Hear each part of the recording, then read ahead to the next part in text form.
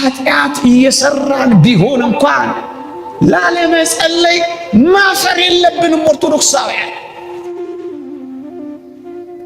እግዚአብሔርን ለማናገር መደበቅ የለብንም። ኦርቶዶክሳውያን ታመንም ቢሆን በመከራው በምንም ሁኔታ ውስጥ እንሆን፣ እንደውም አንድ ሊቅ ምን ይላል? መታመምህን ላለመጸለይ ምክንያት አታድርግ፣ ይልቁንም ይላል ለህመምህ መድኃኒት የሚሆንህ ጸሎትህ ነው ይላል። ወድቀህ ብትሆን ጸልየው። እስክትባርከኝ አለቅህ፣ እስክትመልስልኝ አለቅህ፣ እስክትደርስልኝ አለቅህ፣ ከዚህ ማጥ እስክታወጣኝ ድረስ አለቅህ፣ አለሁልህ እስክትለኝና እስክታቆመኝ ድረስ አለቅህ። ካልባረከኝ አለቅህ ማለት እኮ ነው። አትልቀቁት፣ አትተዉት፣ ዘውትር አናግሩት። ዘወትር መጸለይ፣ ዘውትር መጸለይ። እንኳን እኔ እኮ ጸሎት አላውቅም፣ እኔ እኮ አሳክቼ መጸለይ አልችልም። ግድ የለም እግዚአብሔር መኮላተፋችን እንኳን ሳይቀር ነው የሚወደው። ኦርቶዶክሳውያን በአባታችን ፊት እየተኮላተፍን ስንናገር እግዚአብሔር እኮ ደስ ይለዋል። ለምንጠቀማቸው ቃላት ጠንካራነት ከመጠን በላይ ሳንራቀቅ መኮላተፋችን እንኳን የሚወድ እግዚአብሔር እንዳለ እንመንና እየተኮላተፍንም ቢሆን እንጸልይ። የእግዚአብሔር ቃል እንዲህ ይላል፣ ከእናንተ ግን ማንም ጥበብ ቢጎለው ሳይነቅፍ በልግስና ለሁሉ የሚሰጠውን እግዚአብሔርን ይለምን። ነገር ግን በምንም ሳይጠራጠር በእምነት ይለምን። የሚጠራጠር ሰው በነፋስ የተነቃነቀ የባህር ማዕበል ይመስላልና። ሁለት ሐሳብ በመንገዱም ሁሉ ለሚወላውል ለዚያ ሰው ከጌታ ዘንድ አንዳች የሚያገኝ አይምሰለው ይላል። አንዳች አናገኝም። ምን ካልን ከወላወለ የረከሰች ቢመስላችሁም ጸልዩ ወገኖቼ። እደግመዋለሁ፣ ኃጢአት እየሰራን ቢሆን እንኳን ላለመጸለይ ማፈር የለብንም። ኦርቶዶክሳውያን እግዚአብሔርን ለማናገር መደበቅ የለብንም። ኦርቶዶክሳውያን ታመንም ቢሆን በመከራው በምንም ሁኔታ ውስጥ እንሆን፣ እንደውም አንድ ሊቅ ምን ይላል? መታመምህን ላለመጸለይ ምክንያት አታድርግ፣ ይልቁንም ይላል ለህመምህ መድኃኒት የሚሆንህ ጸሎትህ ነው ይላል። ላይ ወድቀህ ብትሆን ጸልየው። አልጋ ላይ ወድቀው እየጸለዩ የኤርሚያስን ሰቆቃው ኤርሚያስን እየደገመ እያነበበ አንድ እንባ በሚያነብበት መጽሐፍ ላይ አረፈ ይላል። አንድ ታሪክ ሳነብ አልገባው ምን እንደሆነ። ለካ እጅግ ጽኑ እንባን የሚያለቅሰው የነብዩ የኤርሚያስ እንባ ነበር የሚጸልይበት መጽሐፍ ላይ ያረፈው። ነብዩ ኤርሚያስ አብሮት መጥቶ ለካ ያለቅስ ነበር በታመመው አልጋ ላይ ወድቆ። በታመማችሁበት አልጋ ላይ የሚመጡ ቅዱሳን አሉላችሁ።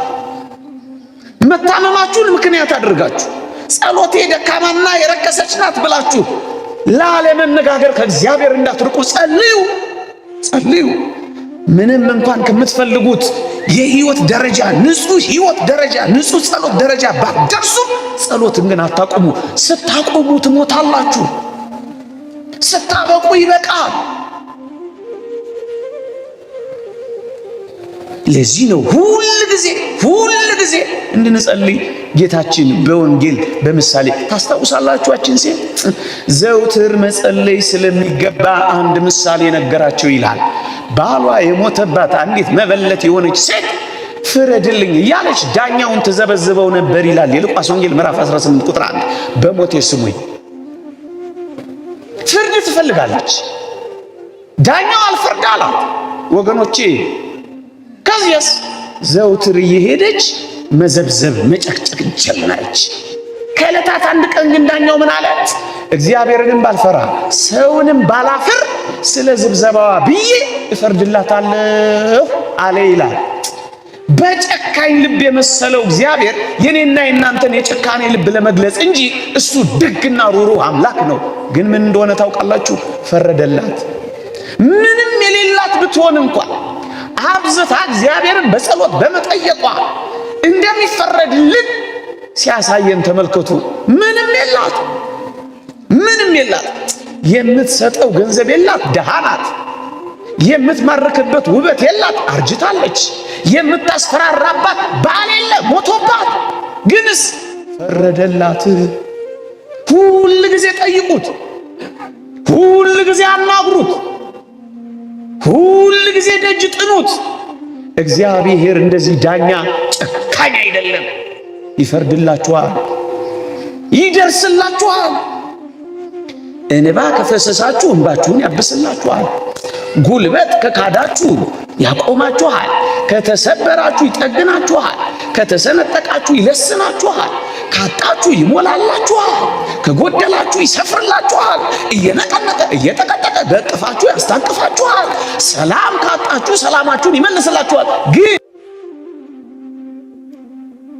አመስግኑ፣ እግዚአብሔር በፍቃድ በኢየሱስ ክርስቶስ ነውና ይላል ቅዱስ ጳውሎስ። ጸልዩ ኦርቶዶክሳውያን። ከጸሎት በቀር ምን መዳኛ አለን ኦርቶዶክሳውያን?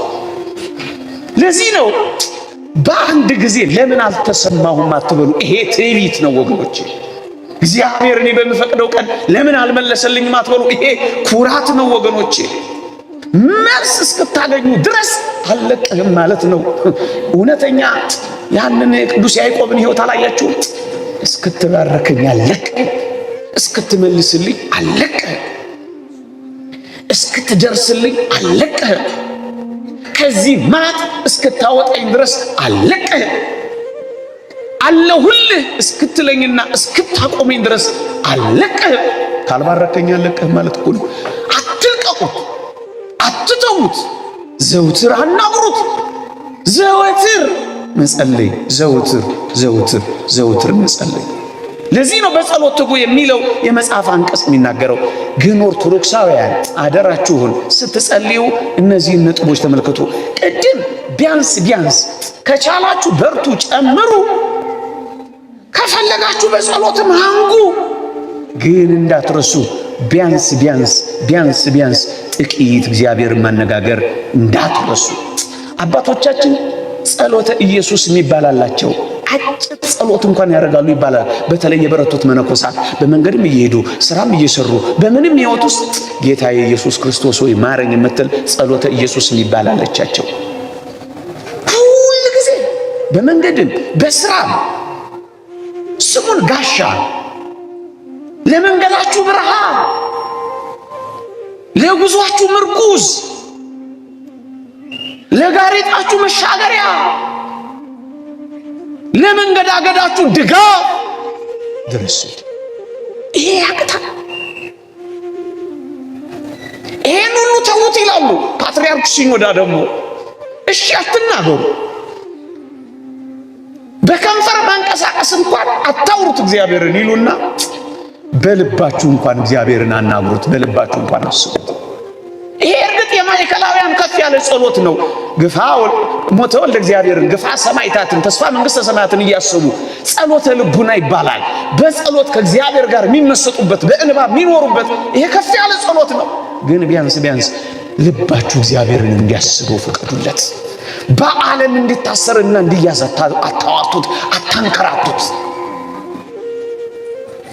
ግን እንዲህ አድርጉ። አባቶቻችን የሚመክሩን ምክር አለ ወገኖቼ። በመጽሐፍ ቅዱስ ላይ በጸሎት ከእግዚአብሔር ጋር የታረቁ ጸሎታቸው ይላሉ ቀላል ጸሎት ነው። ደግሞ አለው ቀላል ጸሎት ነው የሚያደርጉት። ምን ማለት መሰላችሁ? በጣም ቀላል ጸሎት ነው ማለት ምን ማለት መሰላችሁ? እዩ፣ እግዚአብሔር ፊት ሲነጋገሩ በቃላት ማጠንከር፣ በንግግር ማሳመር። በጣም ሲጠበቡ አታዩዋቸውም ወገኖቼ።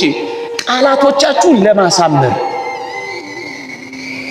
ንግግራችሁን ለማጣፈጥ እያላችሁ መራቀቅን አስወግዳችሁ ከእግዚአብሔር ጋር በጸሎት እንደታረቁት ሰዎች ጸሎታችሁ ቀላል ይሁን። ምንድነው ቀላል ካላችሁኝ አባቶቻችን ምሳሌ ይሰጣሉ። ታስታውሳላችሁ? እንዲህ ይላሉ፣ ያንን ቀራጭ ሰው አስቡት ይላሉ። በሉቃስ ወንጌል ምዕራፍ 18 ቁጥር 10 ላይ ያለው ሰው ምን እንዳለ ታውቃላችሁ? ቀራጩ ግን በሩቅ ቆሞ አይኖቹን ወደ ሰማይ ሊያነሳ እንኳን አልወደደም። ነገር ግን እንዲህ አለ፣ አምላኬ ሆይ እኔን ኃጢአተኛውን ማረኝ እያለ ደረቱን ይደቃ ነበር ይላል። በዚች ታረቀ። ደግሞ አለው አምላኬ ሆይ እኔን ኃጢአተኛውን ማረኝ። በቃላት ሲራቀቅ ደግሞም ሲያንቆለጳጵስ አይደለም የሚያየው፣ ውስጡን ነው ያየው።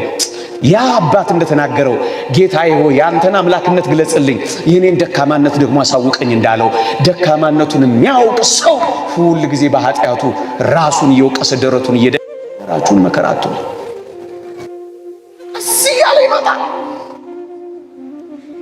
በዋናነት ግን ቀላል ይሁን ፊያታዊ ዘየማንንም ደግሞ ላስታውሳችሁ በመንግስት በመጣ ጊዜ ምን በለኝ በቃ ቀላል ይሁን። የተወደዳችሁ ኦርቶዶክሳውያን ታውቃላችሁ፣ የእናንተን አላውቅም፣ የአባትን ልብ በጣም የሚያሸፍተው የልጆች ንግግር እኮ የኮልታፋነት እኮ ንግግር ነው። ታዩ የለ ሕፃናት ልጆቻችሁ ሲኮላተፉ እቅፍ አድርጋችሁ አይደል እንደምትሰሟቸው? አይናቸው ሁሉ አቀላጣችሁ አይደል እቅፍ የምታደርጓቸው? ምን ማለት ነው? የልጆቻችሁን መኮላተፍ እንኳን ስትወዱት እግዚአብሔር እኮ የኛን የልጆቹን ተኮለታትፈን እንኳን እኔ እኮ ጸሎት አላውቅም፣ እኔ እኮ አሳክቼ መጸለይ አልችልም፣ ግድ የለም እግዚአብሔር መኮላተፋችንን እንኳን ሳይቀር ነው የሚወደው። ኦርቶዶክሳውያን በአባታችን ፊት እየተኮላተፍን ስንናገር እግዚአብሔር እኮ ደስ ይለዋል። ለምንጠቀማቸው ቃላት ጠንካራነት ከመጠን በላይ ሳንራቀቅ መኮላተፋችንን እንኳን የሚወድ እግዚአብሔር እንዳለ እንመንና እየተኮላተፍንም ቢሆን እንጸልይ። አንዳንድ ሰው እኔ አልችልም፣ ግድ የለም እግዚአብሔር የሚወደው ይሄንን ነው። እንደውም እንዴት እንደሚያቀፈው የተወደዳችሁ ኦርቶዶክሳውያን ደግሞ ሌላ አንድ ሐሳብ እናንሳና ወደ ርዕሰ ጉዳይ ጥቂት ነጥቦችን ሰጥቻችሁ አበቃለሁ። ኦርቶዶክሳውያን ይውላችሁ እግዚአብሔር ንጉሳችን ነው፣ እኛ ባለሟሎቹ ነን። ሁል ጊዜ በጸሎት በእግዚአብሔር ፊት ስንቆም በንጉሱ በእግዚአብሔር ፊት እንደቆምን እናውቃለን። በንጉሱ በእግዚአብሔር ፊት አሁን እንኳን እኔ እንደምናገር እናንተ እንደምትሰሙ ታውቃላችሁ። በንጉስ ፊት እኮ ነው የቆምነው ወገኖቼ። እንደውም አባቶቻችን ምን ይላል? ማር ይስሐቅ ምን ይላል? ለጸሎት ስትቆም ይላል በእሳት ነበልባል ፊት እንደምትቆም ሆን ይላል። በእሳት ነበልባሎች ፊት እንናገራለን፣ በእሳት ነበልባሎች ፊት እንቆማለን፣ በእሳት ነበልባሎች ፊት እናገለግላለን። በእሳት ነበልባል ፊት የሚቆም ምንኛ ንቁና ቀልጣፋ እንደሚሆን አስቡት። እንዴት ታንቀላፋላችሁ? እንዴት ትዘናጋላችሁ? እንዴት ቸል ትላላችሁ? እንዴትስ በእሳት ፊት እየቆማችሁ እንዴት ቀጠቀጥ አይደለም የሚያደገድግም አይደለም አደግድጋችሁ፣ አዎ እጆቻችሁን ወደ ሰማይ ዘርግታችሁ ነው እኮ የሚለው። በማለዳ በፊት እቆማለሁ እንዳለ እየቆማችሁ ከቻላችሁ በእውነትና በመንፈስ ይሰግዱለታል እንደሚለው እየሰገዳችሁ፣ ካልቻላችሁ እየቆማችሁ፣ ከዚያስ እጆቻችሁን እየዘረጋችሁ በፊት ሌሊት እጆቻቸውን አንሱ እንዳለ ቅዱስ ጳውሎስም ወንዶች እጆቻቸውን እያነሱ ያለ ቁጣ እንዲጸልዩ ፈቅዳለሁ እንዳለ እጆቻችሁን እያነሳችሁ ደግሞስ አይናችሁን ቆም አድርጋችሁ ማን አስተምሯችሁ ነው የምትጨፍኑት? የተወደደ መድኃኒታችን ኢየሱስ ክርስቶስ አይኖቹን ቀና አድርጎ አልዓዛር ያስነሳ አላያችሁ? አይኖቹን ቀና አድርጎ ህብስቱን እንደባረከ አላያችሁ? ይሄ እኮ ትምህርት ነው። አይኖቻችሁን ቀና አድርጋችሁ ወደ ሰማያት። አዎ ምንድነው የሚለው? የእግዚአብሔር አነሳለሁ አይልም? አይኖቻችሁን አንስታችሁ ሳትደገፉ መቋሚያም ሳትይዙ አምድ ላይ ደገፍ ሳትይዙ እንቅልፍም ሳታንቀላፉ በእሳት ነበልባሎች ፊት እንደምትቆሙ ሆናችሁ ጸልዩ። በንጉሥ ፊት እንደሆናችሁ አስባችሁ አደግድጉ ወገኖቼ፣ አደግድጉ። ሌላውን ሁሉ ትተን ምን እናድርግ? ቅድም ብያችኋለሁ በመግቢያዬ ቀመርና ፎርሙላ የለውም። ቅድም እንዳልኳችሁ በአንዲት ቃል ታርቀዋል። ዝም ብለው በፊቱ ቀሚሱን ነክተው ተርፈዋል። ቀመርና ፎርሙላ የለውም ያልኳችሁ ለዚህ ነው። ቢያንስ ግን ጥቂት ሐሳቦችን ሰጥቻችሁ አበቃለሁ። እግዚአብሔር ከሁላችን ጋር ይሁን። እየሰማችሁኝ ነው? እግዚአብሔር ከሁላችን ጋር ይሁን። ድምጼ ይሰማችኋል? የመጀመሪያው እግዚአብሔር እንዲሰማን፣ እግዚአብሔር ጸሎታችንን እንዲቀበለው በግልጽ የተጻፈው የመጽሐፍ ቅዱስ ቃላችን ምን እንደሆነ ታውቃላችሁ?